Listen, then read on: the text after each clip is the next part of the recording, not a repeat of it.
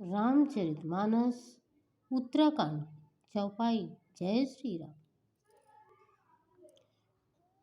जोरी पानी कह तब हनुमंता, सुनहो दीन दयाल भगवंता।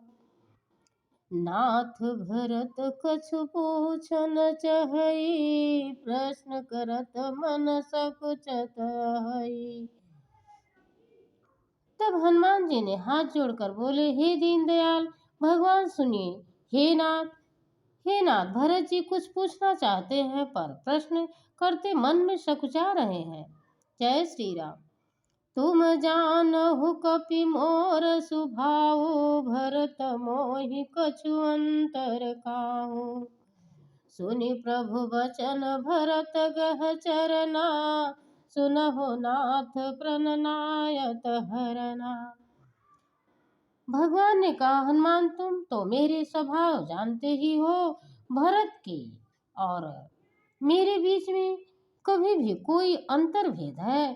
प्रभु के वचन सुनकर के भरत जी ने उनके मेरे बीच में कभी भी कोई अंतर्भेद है।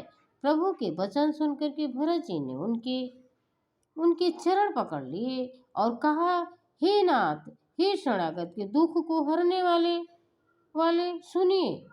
जय श्री राम। नाथ न मोहि संदेह कछु, सपने शोक न मोह। केवल कृपा तुम्हारी, कृपानंद संदो।